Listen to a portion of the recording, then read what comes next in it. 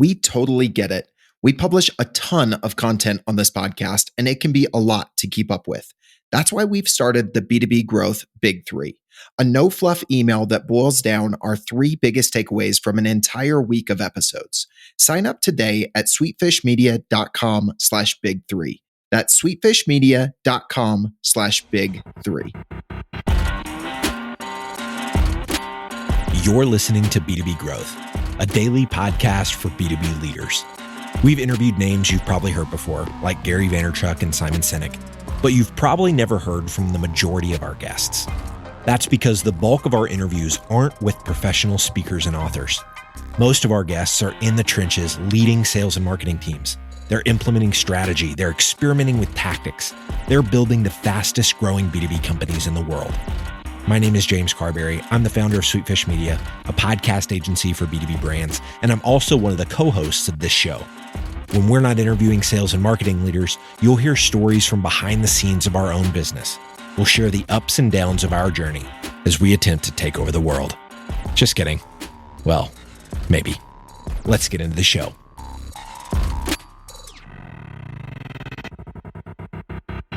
Welcome to the B2B Growth Podcast. My name is Carlos Hidalgo, founder and CEO of Vism CX, and I will be your host for today's episode.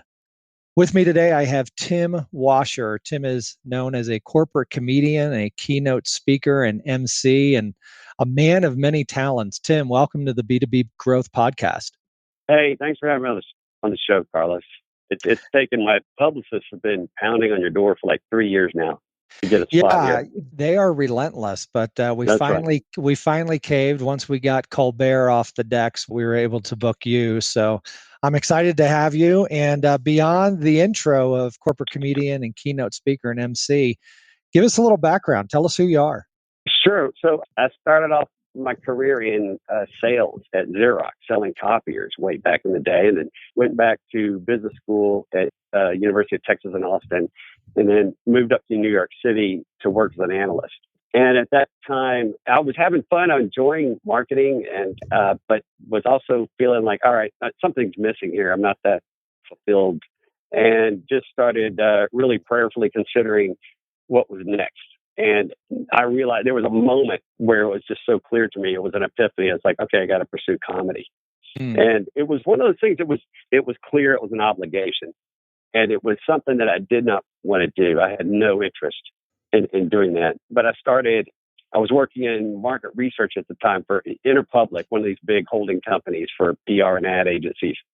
And then just started taking improv classes. And my first improv instructor at Upright Citizens Brigade was Amy Poehler. This is a couple of years before she got on SNL.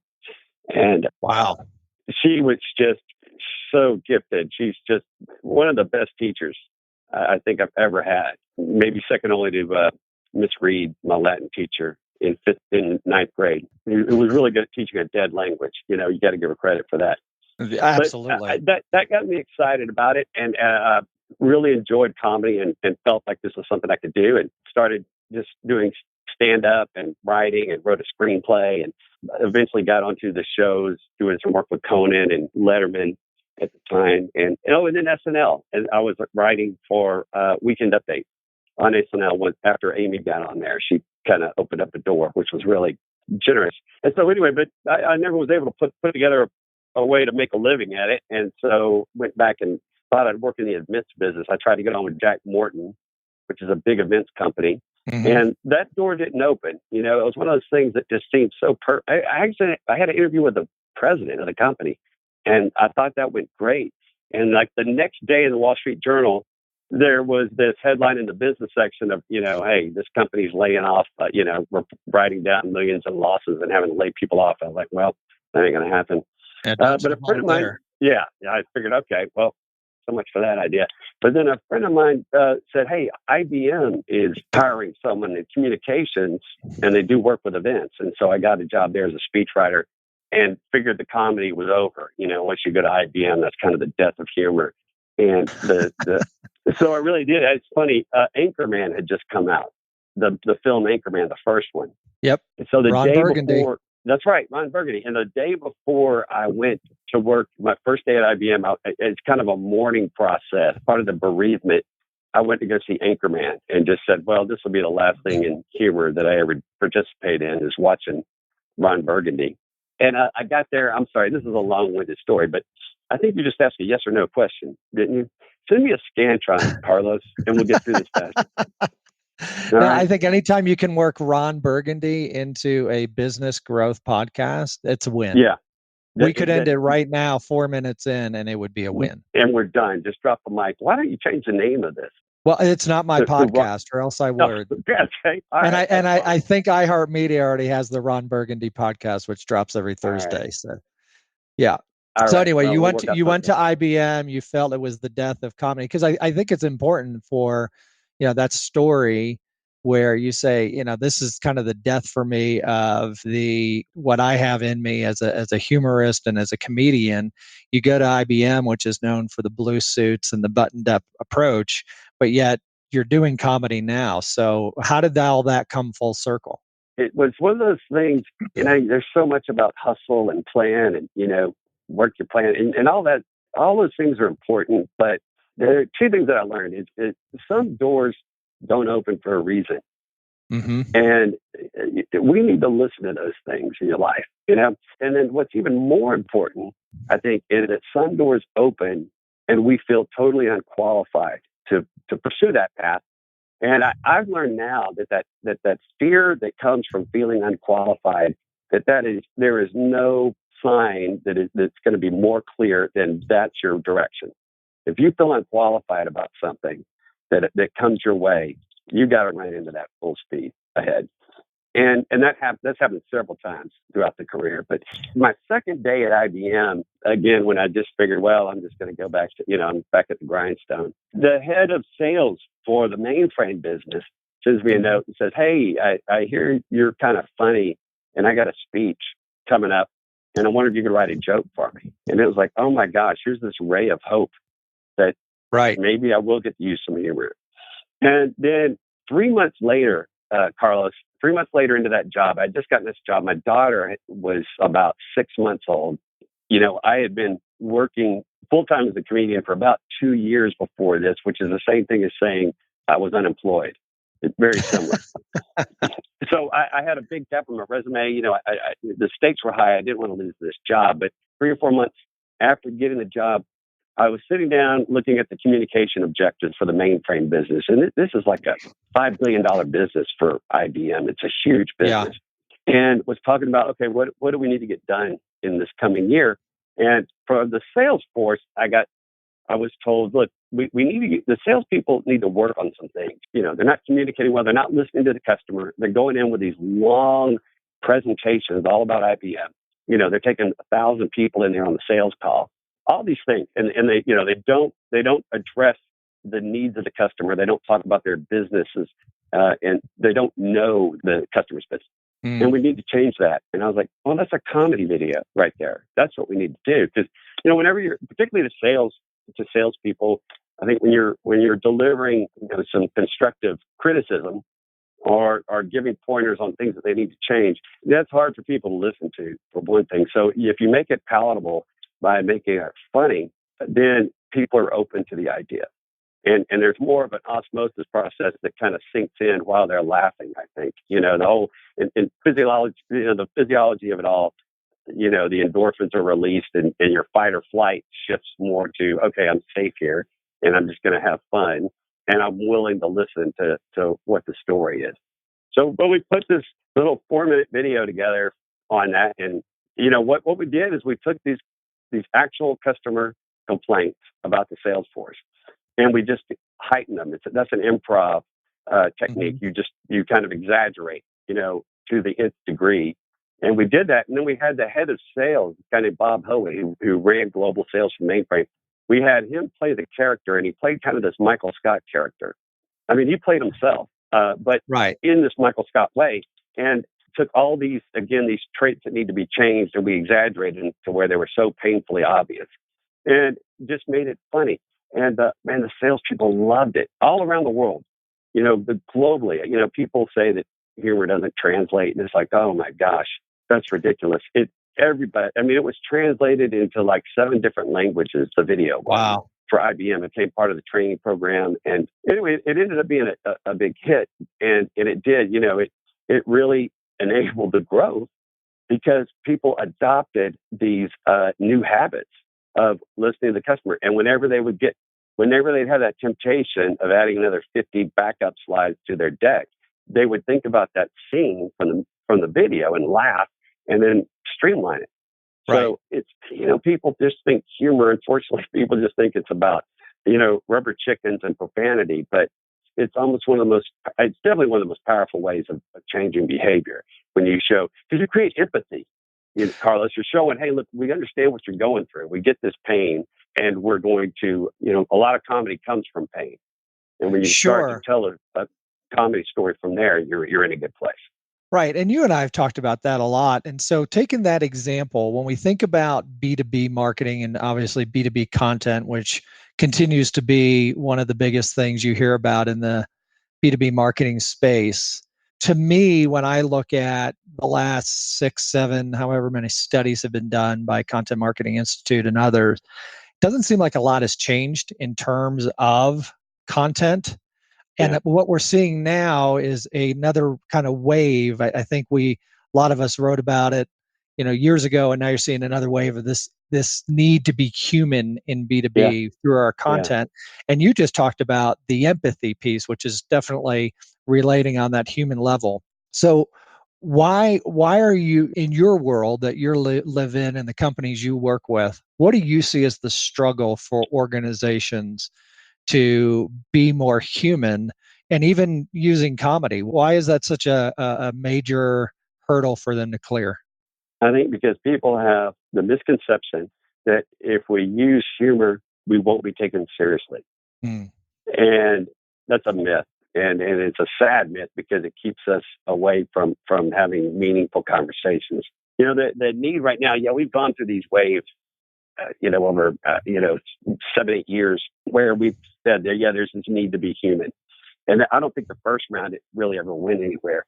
But, in the last year, I mean, the world is really kind of facing this trust crisis. Here in the U.S., we have, some of us don't trust the leadership in the government, throughout the government. Not only we don't trust them to tell us the truth, but we also don't trust that they have the confidence to get done what needs to get done.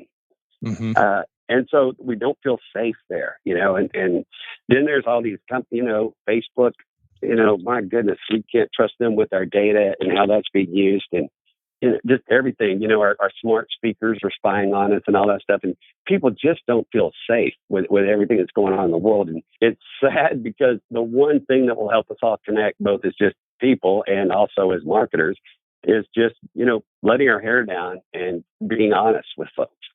And I think one of the ways we get there is through vulnerability and saying, look, I love, like when I was at Cisco, we'd find, and at IBM too, we'd find ways to talk about our failure.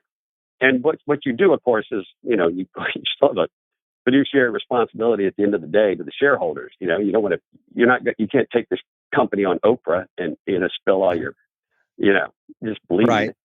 But what you can do is you talk about an innovation, a breakthrough that you've had, but the story is telling the failures that you faced along the way to that breakthrough. And that's a story everybody can tell. And it's a much more fascinating story than just saying, here's the Benford 7700, that we're launching next Thursday for $500,000 and giving the speeds and feeds. It's much more, to hear the engineer who was behind it, who had this colossal failure. And look, we really screwed up here, but it did lead us to this different path of looking at things, which ultimately led us to that innovation. Everybody, when you tell those stories of failure and then you say, look, but it all worked out fine, it's a story of redemption. And in a very deep emotional level, the person watching that video is thinking subconsciously, look, I've failed too, but there's hope for me. And that's what we relate to it. It's not kind of the topic of the story so much as the angst of going through failure and dealing with that depression sometimes that comes with it, but still it all working out somehow and still having faith that, yeah, this is going to work out. Well, and I think you hit on it, right? We can all relate to that. I had some failures, but ultimately I succeeded. And when you look at, you mentioned screenplays earlier, how many screenplays are the failure, Oh gosh. and then all of a Yeah. sudden, rising from the ashes. So I think that's important. We have a few minutes left. Give me an example. So you talked about what you did internally at IBM, but give me an example of something you've done, whether it's at Cisco, IBM, or in your current role with Ridiculous Media that you're working on, where you have seen humor work in a B2B setting. So those who are listening who may be saying, yeah, I want to do this, but does it really work? Do you have any examples you can share? Yeah, a couple come to mind, and I'll be quick. One, the project that you pulled me in on, I'll never forget getting a call from you saying, "Hey, I want to make a comedy about data governance." And Hilarious. yeah, I was like, "It can't be done. We've had the brightest minds on this for years, and nobody's been able to crack the code." But right there, again, we went back to pain. You started by interviewing the customers, all these chief data officers, Mm-hmm. and you mentioned that, hey, this one person in the interview, he said, some days it feels like I can't get a break. I just can't catch a break. And Right. that was the moment of connection. It was like, man, there's the story. And, from that, you and I worked out this idea. You had this idea of him journaling, and what we did is we just made a character, a fictional character who is a CDO, and put him in these situations. Every situation, he just can't catch a break. And I think from that pain, and of course, you got to do different things to make it funny, like, add a plot of a squirrels all hands meeting, which Mm-hmm. which is not, that's foolproof. But that tells the story again without getting into the details of, what data governance is all about. It helps your clients' customers who sell Infojects, who sell solutions to CDOs. They've shown empathy because they're showing that, hey, we understand the struggle that you're going through, and we understand it so well that we can put it into a comedy video, but still extend the sympathy with you. And I think that was a good example of how you start with a pain point and then you're connecting with your market that way. And it's also just so absurd that it stands out from all the other talking head nonsense videos you have on YouTube that get like 3 views. Right. So that was an example. That was one of my favorites. I showed it at the conference. I was at the B2B Marketing Exchange last week in Scottsdale and showed that video at the conference. And it got a really nice reception. I was just so happy at how it was received because, people got what we were doing and got the point that we were expressing. And that the fact that it was just, we did it in a very entertaining way. So we were good stewards of the audience's time. Right. We made it worthwhile for them. And then, they'll come back and watch the series. Yeah, and those have been very successful and have definitely resonated with the intended audience. So I appreciate you sharing that. In the minute and a half we have left, you have had to me, it's your career path is fascinating, and how you've been able to turn a passion of yours and a talent of yours with humor into a career in B2B. But if you were to think back, whether it was Conan, Letterman, SNL, is there a joke you have written where you think that was the number one joke I've written, and kind of maybe needed to pull the George Costanza at that one and say, I'm done, I'm out? Oh, Anyone come to mind? well, I think the first joke that I got on Letterman in his monologue, it was years ago. I think was it right before? You remember when George Bush, President Bush, 43, before the Super Bowl, choked on a pretzel? Yes. It was right after that. I think I said something about the incident, and that you set it up just by saying, President Bush, was in the White House and was nearly lost his life to a pretzel. And then there was something about, the Director of Homeland Security has put out a all points bulletin for Mr. Salty. Or it was something like that. Just kind of, and Letterman likes that. He loves kind of blending intelligence with the silliness. And Yes. that, of course, is a topical one. You kind of have to be you have to kind of feel the anxiety of the terrorist threats at that time and all that, really, for the joke to play well. But that one felt really good. I can't say it was a watershed moment necessarily. I don't know if I can think of one of those, but that joke, I was quite happy with that, and it was really fun just the thrill of watching, Letterman read one of your jokes. That's kind of a sure. fun thing. Yeah. I can imagine. Well, Tim, I want to thank you for taking the time to be on the show. I know you're busy. I know you're off to Vegas today to MC another event. If people want to get a hold of you, if people want to follow you, what is the best way for them to do so? Yeah, all those buttons are on my website, which is just my name, Tim Washer, WASHER.com. Washer is in Maytag. They can go there, and that's Tim Washer, my Twitter handle, Instagram, and you can send me an email from the website too. All right, fantastic. Well, want to thank you for being on the B2B Growth podcast, and safe travels to you. And we will make sure to keep an eye out, and hopefully all those who are listening will be a little bit more emboldened to interject humor into their B2B content. Yeah, look, let me, and just real quickly, if any of your listeners, I'd be glad to volunteer to put a concept together for them. So if anyone wants to send me an email at tim@timwasher.com and give me just 2 sentences that say, look, here's the problem we solve for our customers, then I'll give you a day or two, and I'll shoot back an idea for a concept that you can think about approaching a script with, and that kind of thing. Yeah. Awesome. That's a very generous offer. Well, thanks again, Tim. I really appreciate it. To all our listeners, have an awesome day. Digital marketing agencies have a tough job. You have to stay on top of the latest marketing strategies for your clients and your agency. What if there was a way you could address both at the same time? Imagine your agency putting out content with greater quality and quantity. Envision bringing your clients a turnkey solution for one of B2B marketing's fastest growing media strategies, podcasting. You know all those clients asking for your help with their account-based marketing efforts? Picture being the first to bring them the idea of content-based networking, showing them the proven strategy for breaking into their most coveted accounts. Here's the concept. Sweetfish Media is looking to work with a limited number of innovative agencies interested in a new partnership model. We produce a podcast for your agency. You introduce the power of podcasting and Sweetfish services to your clients. Everybody wins. Learn more at sweetfishpartners.com.